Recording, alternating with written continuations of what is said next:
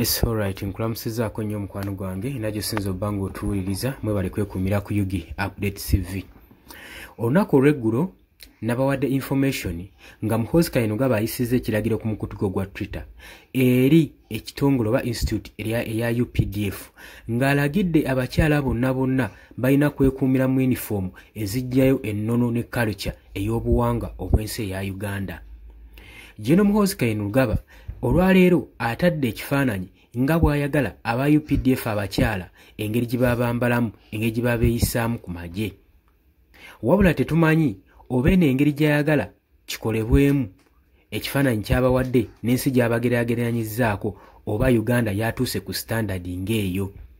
Oli ku Yugi Update TV nkujjukiza gw'atannatweyungako kkirira wansi waliwo ekigambo subscribe kikooneko obeere nga otweyungako. Newankubadde abasinga bo baakirabye nga kuvvoola ddembe ly'abakyala mu kitongole ekya Uganda People's Defence Force.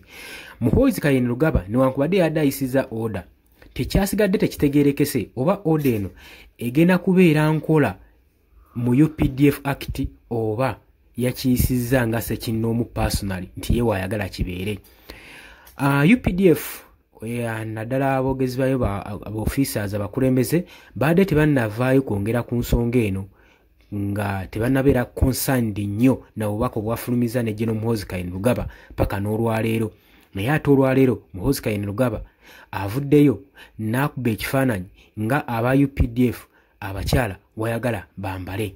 Yagambye nti nno akooye okulaba abakyala nga bambadde empale n'abagamba empale ziba z'abaami. Abakyala ayagala obbalaba nga bambadde sikaati era n'agamba teri parade egenda kuddamu kkubirwa nga abakyala bambadde empale. Abakyala balina sigala mu sikaatisi bakumbire mu sikaatisi. N'agamba teyakomyeko kokka. Muhoozi Kainerugaba yagenze maaso n'okuwooninga ba commander in chief mu UPDF Army nti yenna anaakwatibwa ng'asindikiriza omukyala okwambala empale ajja funa olunaku olubiko olwo olunaku era wanaasanga parade yonna ng'erimu omukyala nga bakuŋŋaanye nga bakumbira mu mpale ekyo nno kyakubajjuutuka. Kino nno kyataddewo mixed reaction ne bannayuganda naddala eyo mbakulembeze nga bagamba nti nno ekitiibwa oba ne rights eddembe ly'obukyala ligenda kuba nga litattanyiziddwa okubanga abakyala balina eddembe okwambala kye baagala mujje erya UPDF gwe mukwano gwange ali eyo ampuliriza.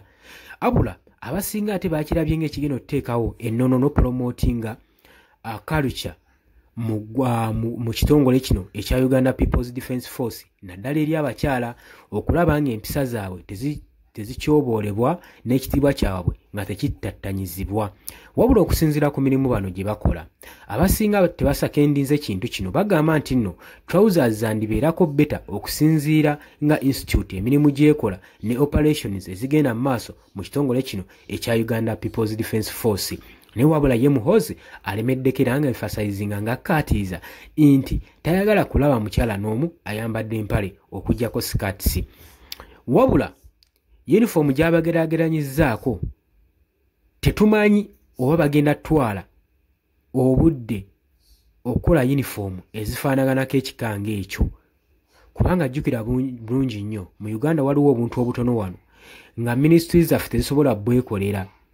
Ayinza okuba era nga n'abakyala adde bakakibwa okwambala sikaatisi nga ne sikaatisi uniform ezirimu sikaati eziriimu mu ggye erya UPDF gwe mukwano gwange ali eyampuliriza. Kakati embeera ekyali awo tetumanyi oba abakulembeze mu kitongole kino ekya Uganda People's Defence Force bagenda kuvaayo basayininge oba bateeke enkola ku tteeka lya Muhoozi Kainerugaba lye yayisizza oba eiza baveeyo bakakase eggwanga nti kino ekiragiro kyayisiddwa nga institute ennamba singa personally Muhoozi Kainerugaba nti yakiyisizza.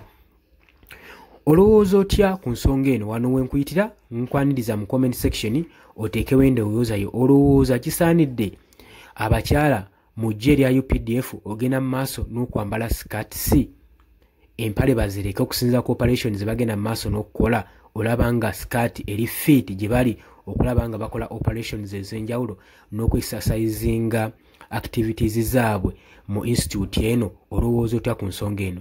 Kutegeeza nti obadde ku Yugi Update TV nga kosinza obanga otuwuliriza gwatanda tweyungako era nyongera okujikiza wansi waliwo ekigambo subscribe kikoneko obeere nga otweyungako. Mbagaliza ekiro ekirungi, mweraba.